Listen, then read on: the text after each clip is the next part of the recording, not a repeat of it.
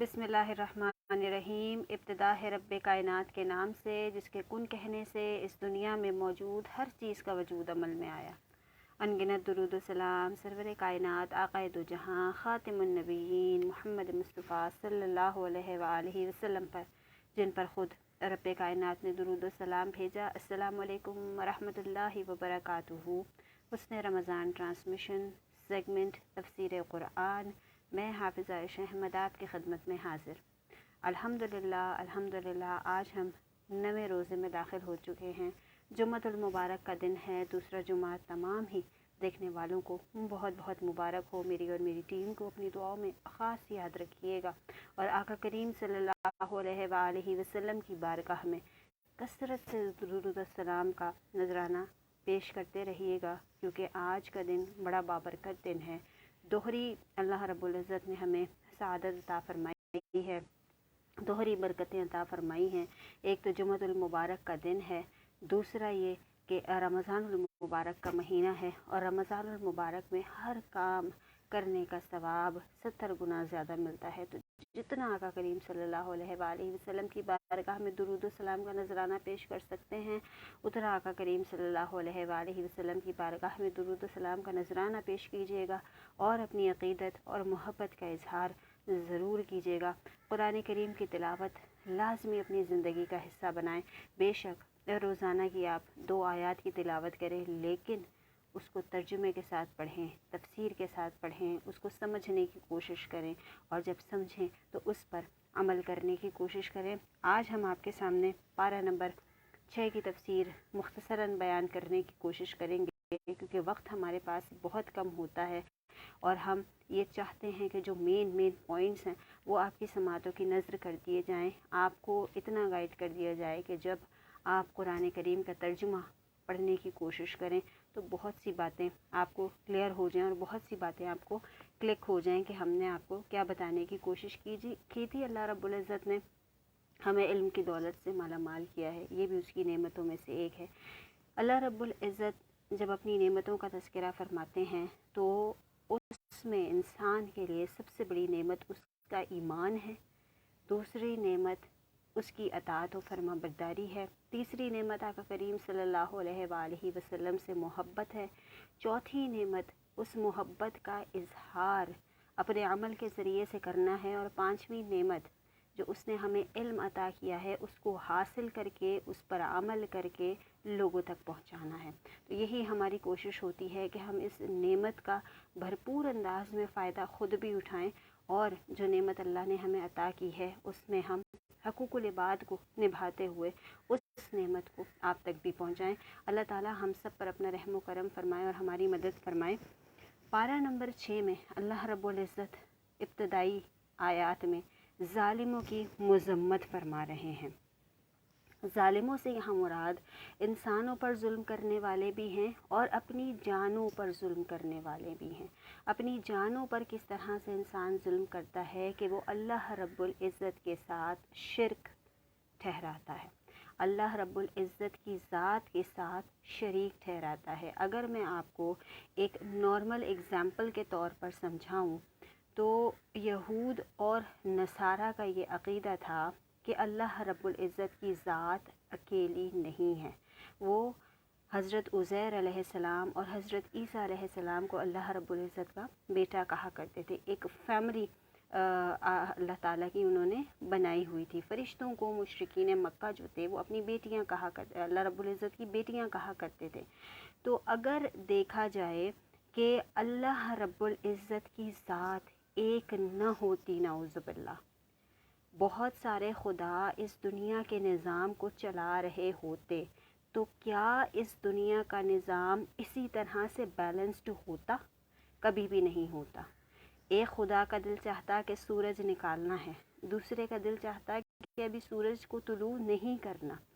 तो क्या ये जो सूरज, चाँद, सितारे, ज़मीन, आसमान एक बैलेंस्ड तौर पर चल रहे हैं, क्या उस तरह से ये बैलेंस्ड दुनिया होती? कभी भी नहीं होती। यही बात इस चीज़ की दलील है कि अल्लाह रब्बुल इज़्ज़त की ज़ात वहदहू ला शरीक है, जो कि तमाम कायनात का, तमाम जहानों का मालिक है। ہم تو ایک دو کائنات دیکھتے ہیں نا، ہمیں یہ معلوم ہے جو زمین پر ہم رہتے ہیں وہ ایک زمین موجود ہے اور اس کے نیچے 7 زمینیں موجود ہیں، ایک آسمان ہمیں نظر آتا ہے، اس کے اوپر 7 آسمان موجود ہیں، لیکن جتنی بھی گیلیکسیز ہیں، جتنے بھی سٹار ہیں، جتنی بھی دوسری زندگیاں ہیں، کیا انسانی آنکھ نے ان کا جائزہ لیا ہے؟ سمندروں کے اندر کتنی مخلوقیں ہیں، کیا انسانی جان نے، انسانی آنکھ نے اس کا جائزہ لیا ہے؟ نہیں۔ تو اللہ رب العزت نے جتنے بھی جہان بنائے ہیں تمام جہانوں کا وہ پالنے والا ہے۔ یہاں پر مجھے حضرت سلیمان کا ایک واقعہ یاد آ گیا کہ ایک حضرت سلیمان اور چیونٹی کا مکالمہ ہوا تھا، اور اس مکالمے میں چیونٹی جو تھی اس نے حضرت سلیمان علیہ السلام سے کہا تھا کہ کھانا بچا کے رکھ لیا ہے، کیا پتہ آپ بھول جائیں، کیا پتہ اگلے وقت کا کھانا نہ ملے۔ اللہ رب العزت کی ذات جب نوازتی تھی تو وہ پتھر کے نیچے بھی رزق پہنچاتی تھی۔ تو یہ آئی اوپننگ ایک چیز تھی جو کہ اللہ رب العزت نے اپنے نبی کے ذریعے سے لوگوں کو بتائی کہ اللہ کی ذات ہی ہے جو 7 پردوں میں چھپی ہوئی مخلوق کو بھی کھانا پہنچاتی ہے۔ تو انسان یہاں پر مراد ظالم جو ہے وہ ظلم کرتا ہے اپنی جان پر سب سے پہلے، دین پھر وہ کسی اور پر ظلم کرتا ہے۔ سٹارٹنگ وہ خود سے کرتا ہے لیکن وہ اس چیز کا علم نہیں رکھتا کیونکہ اس کو اپنی ذات نظر نہیں آ رہی ہوتی، اس کو دوسروں کی ذات نظر آ رہی ہوتی ہے۔ تو اللہ رب العزت نے اس کی مذمت فرمائی ہے۔ اس کے بعد یہاں پر اللہ رب العزت نے یہود کے جرائم کا تذکرہ کیا ہے کہ وہ کس طرح سے انہوں نے حضرت عیسیٰ علیہ السلام کو قتل کرنے کا ارادہ کیا، اور کس طرح سے اللہ رب العزت نے حضرت عیسیٰ علیہ السلام کو آسمانوں کی طرف واپس اٹھا لیا۔ ان کا یہ گمان تھا کہ انہوں نے حضرت عیسیٰ علیہ السلام کو نعوذ باللہ قتل کر دیا ہے، اور پھر وہ کہتے تھے کہ اتنے دن وہ صلیب پر چڑھے رہے، اس کے بعد جو ہے وہ دوبارہ زندہ ہوئے اور پھر وہ دوبارہ وفات پا گئے، آسمانوں میں چلے گئے، اور پھر وہ دوبارہ آئے اور زندہ ہوئے اور پھر وہ دوبارہ آسمانوں میں چلے گئے۔ یہ ان کا عقیدہ ہے۔ اس عقیدے کو رد کیا ہے دین اسلام نے اور قرآن پاک نے کہ حضرت عیسیٰ علیہ السلام کو اللہ رب العزت نے فرشتوں کے ذریعے سے زندہ آسمان پر اٹھا لیا ہے، اور قرب قیامت حضرت عیسیٰ علیہ السلام واپس اس دنیا میں تشریف لائیں گے آقا کریم صلی اللہ علیہ وآلہ وسلم کے امتی کے طور پر، اور پھر وہ آقا کریم صلی اللہ علیہ وآلہ وسلم کے دین یعنی کہ دین اسلام پر قائم رہیں گے، حکومت کریں گے، ان کی شادی ہوگی، پھر ان کا انتقال ہوگا اور آقا کریم صلی اللہ علیہ وآلہ وسلم کے روضے کے پاس ان کو دفن کیا جائے گا۔ تو جھٹلا دیا قرآن کریم نے ان کی ان تمام باتوں کو۔ یہود کی مذمت، یہود کے جرائم کا تذکرہ اس طرح سے کیا گیا ہے کہ انہوں نے حضرت عیسیٰ علیہ السلام کو اس طرح سے اللہ رب العزت کے پاس پہنچانے کی، ان کو قتل کرنے کی کوشش کی۔ اس کے بعد عقیدے کی مماثلت کا ذکر ہے کہ اگر نصارہ جو ہیں وہ حضرت عیسیٰ علیہ السلام کو اللہ رب العزت کا بیٹا کہتے ہیں، تو یہود حضرت عزیر علیہ السلام کو اللہ رب العزت کا بیٹا کہتے ہیں، نعوذ باللہ۔ اور نصارہ کا یہ بھی عقیدہ ہے کہ یہ ایک پورا مرکب ہے، یعنی کہ ایک پورا ٹرائی اینگل ہے۔ کس طرح سے ٹرائی اینگل وہ بناتے ہیں ٹرائی اینگل باپ، بیٹا اور روح القدس، یعنی کہ اللہ رب العزت کی ذات نعوذ باللہ، حضرت عیسیٰ علیہ السلام اور حضرت جبرائیل علیہ السلام۔ کچھ علماء کرام جو فرماتے ہیں وہ یہ بھی فرماتے ہیں کہ حضرت مریم کو بھی وہ اس میں کاؤنٹ کرتے ہیں، تو ایسا بالکل بھی نہیں ہے۔ اور یہ عقیدہ ایک منٹ جی، اوکے، اچھا جی، ایک کمپلین آئی تھی کہ وائس جو ہے وہ بہت کم ہے، تو اب مجھے بتائیے گا کہ وائس از کلیئر اور ناٹ کمنٹ سیکشن کے تھرو۔ اعوذ باللہ من الشیطان الرجیم، بسم اللہ الرحمن الرحیم۔ تو یہ عقیدہ جو ہے یہ بالکل غلط ہے، اور اللہ رب العزت کی ذات ہر طرح کے شرک سے، ہر طرح کی کسی بھی ذات کے جڑنے سے بالکل پاک ہے۔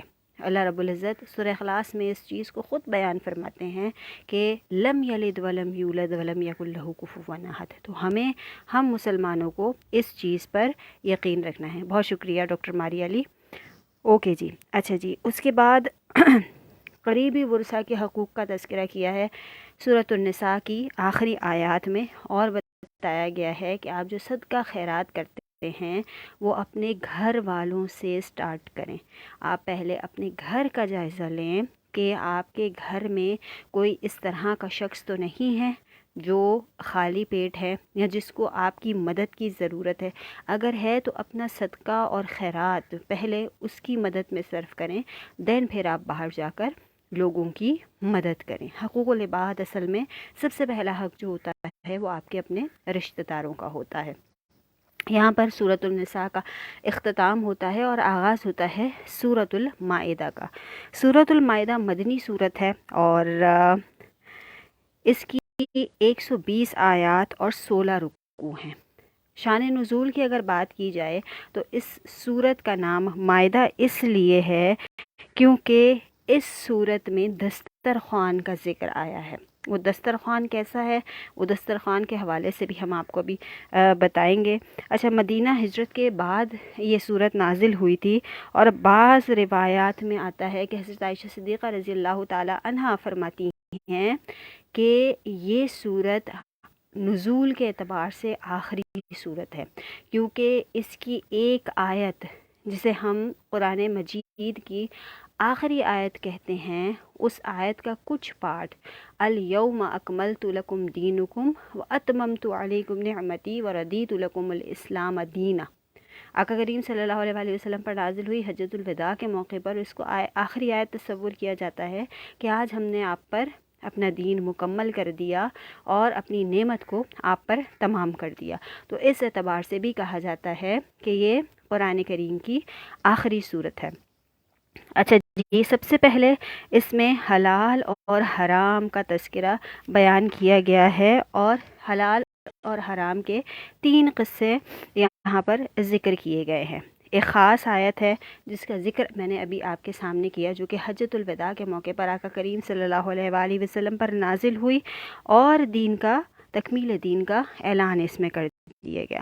کہا جاتا ہے کہ یہ وہ آیت ہے جس کے بارے میں ایک یہودی نے حضرت عمر فاروق رضی اللہ تعالی عنہ سے کہا تھا، اے امیر المومنین، اگر یہ آیت ہم پر نازل ہوتی تو ہم اس دن کو یوم عید قرار دیتے. ایک یہودی حضرت عمر سے یہ بات کہہ رہے ہیں کہ اگر یہ آیت ہم پر نازل ہوتی تو ہم جس دن یہ آیت نازل ہوتی اس کو یوم عید کہہ دیتے. عید کا مطلب ہوتا ہے خوشی کا دن، تو خوشی کا دن قرار دے دیتے.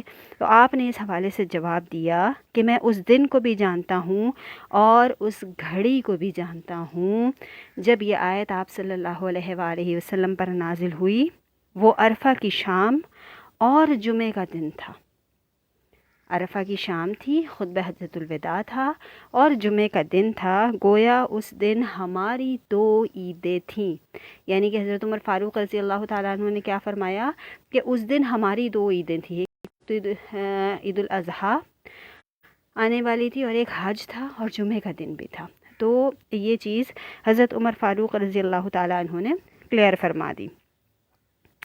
اس کے بعد اس صورت میں عہد اور عقد کا ذکر کیا گیا ہے اور اہل ایمان کو ہر جائز عہد اور عقد کو پورا کرنے کا حکم دیا ہے اللہ رب العزت نے، خواہ وہ کسی بھی انسان کے درمیان ہو، خواہ وہ بڑے کے درمیان ہو، چھوٹے کے درمیان ہو، خواہ وہ بڑوں کے درمیان ہو، خواہ وہ چھوٹوں کے درمیان ہو.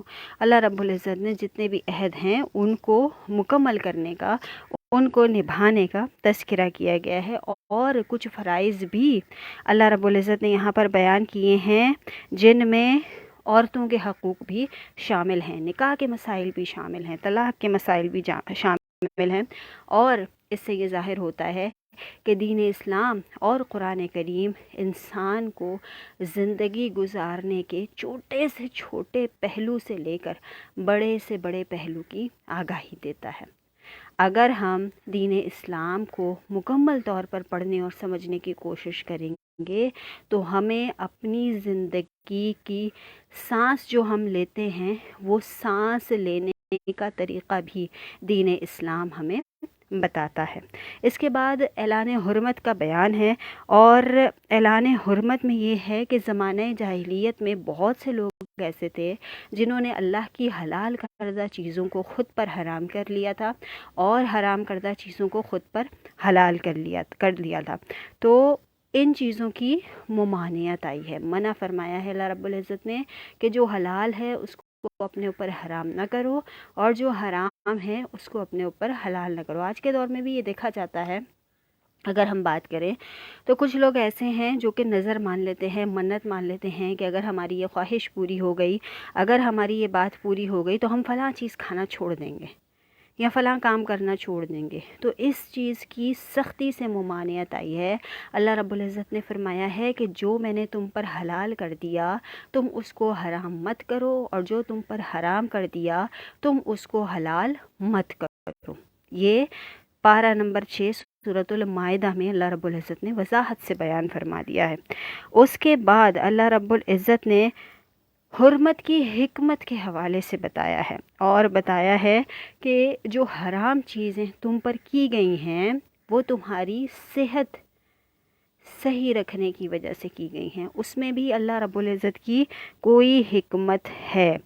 اس کے بعد اللہ رب العزت نے فرمایا کہ اگر کوئی بہت زیادہ مجبور ہے، فار ایگزامپل کوئی جانور آپ پر حرام کیا گیا ہے، لیکن اگر کوئی شخص بہت زیادہ مجبور ہے، اس کے پاس کھانے کے لیے کچھ نہیں ہے، کوئی ایسا ذریعہ نہیں ہے کہ وہ حلال کھانا کھا سکے اور اس کے سامنے حرام کھانا ہے، تو وہ اتنا کھانے کی اجازت ہے کہ اس شخص کی جان بچ جائے۔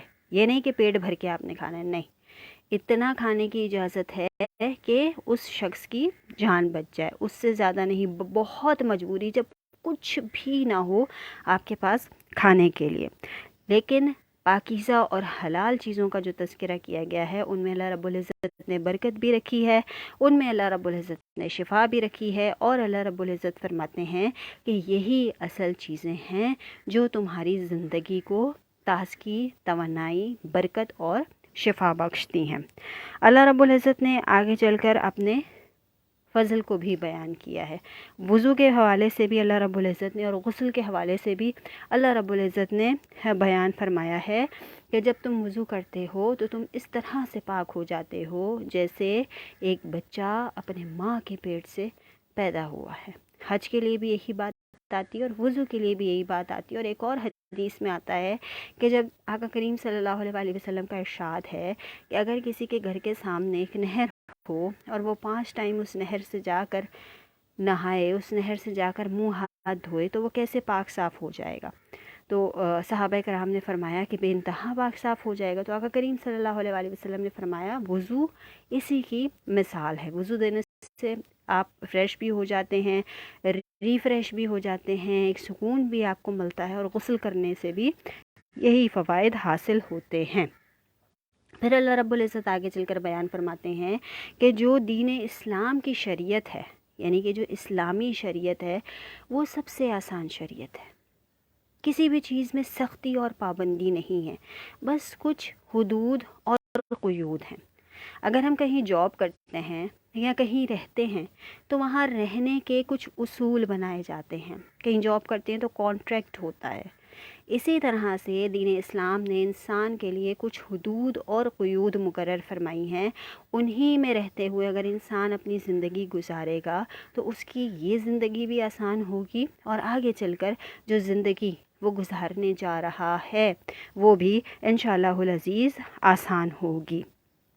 آگے چل کر اللہ رب العزت بیان فرماتے ہیں کہ نصارہ نے اللہ رب العزت سے عہد کیا، وعدہ کیا، اور اس وعدے کو توڑا۔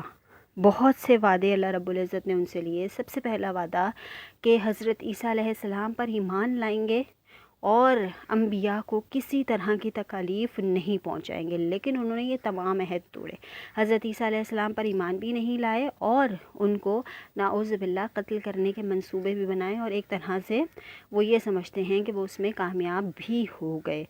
تو انہوں نے اللہ رب العزت کے عہد کو توڑا، اور آپس میں انہوں نے بغض اور عداوت کو پیدا کیا۔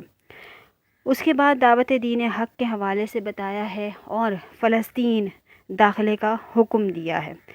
اللہ رب العزت 8ویں رکوع میں اس پارے میں بیان فرما رہے ہیں کہ موسیٰ علیہ السلام سے پہلے جو یہود تھے، بنی اسرائیل کی جو قوم تھی، اس کے انعامات ان کو یاد کروانے کی کوشش کر رہے ہیں، اور پھر انہیں فرما رہے ہیں کہ فلسطین کی طرف موو کیا جائے۔ یہود نے جو صاف جواب دیا تھا وہ یہ تھا کہ انہوں نے موسیٰ علیہ السلام کا مذاق اڑانا شروع کر دیا تھا، موسیٰ علیہ السلام کی باتوں کو وہ رد کرتے تھے، اور بہت سی ایسی چیزیں ہیں اللہ رب العزت نے ان پہ بے بہا بے شمار انعامات کیے، لیکن انہوں نے ہر انعام کا مذاق اڑاتے ہوئے اس کو رد کیا، اور جب وہ انعامات ان سے چھین لیے تو اللہ رب العزت سے اس چیز کا انہوں نے شکوہ کیا۔ آگے چل کر یہاں پر حابیل اور قابیل کے قصے کا ذکر ہے۔ حضرت آدم علیہ السلام کے 2 بیٹے حابیل اور قابیل، حابیل نے قابیل کو قتل کر دیا تھا، اور کوے نے جس طرح سے اس کو چونچ مار کے قبر کھودنے کا طریقہ بتایا تھا، اس طریقے پر عمل کرتے ہوئے اس نے قابیل کو دفن کر دیا تھا، اور یہ کہتے ہیں دنیا کا پہلا قتل ہے۔ شیطان نے اس کے دماغ میں یہ چیز ڈالی تھی، اور یہ تمام جو معاملہ ہوا تھا یہ بہت سے لوگوں کو اس واقعے کا پتہ ہے۔ اس کے بعد اللہ رب العزت نے حسد کا بیان فرمایا ہے کہ حسد جو ہے وہ سب سے زیادہ یہودیوں میں پائی جاتی ہے۔ کس طرح سے پائی جاتی ہے؟ پہلی بات جو وہ یہ کرتے ہیں، ہم آقا کریم صلی اللہ علیہ وآلہ وسلم پر ایمان نہیں لائیں گے۔ کیوں نہیں لائیں گے؟ کیونکہ تمام انبیاء بنی اسرائیل میں سے آئے، اور آقا کریم صلی اللہ علیہ وآلہ وسلم بنی اسماعیل میں سے آئے۔ اس کی کیا وجہ ہے؟ کیوں آئے وہ؟ تو ہم یہ تو ہمارے خاندان کے نبی نہیں ہیں، ہم کیوں ان پر ایمان لائیں؟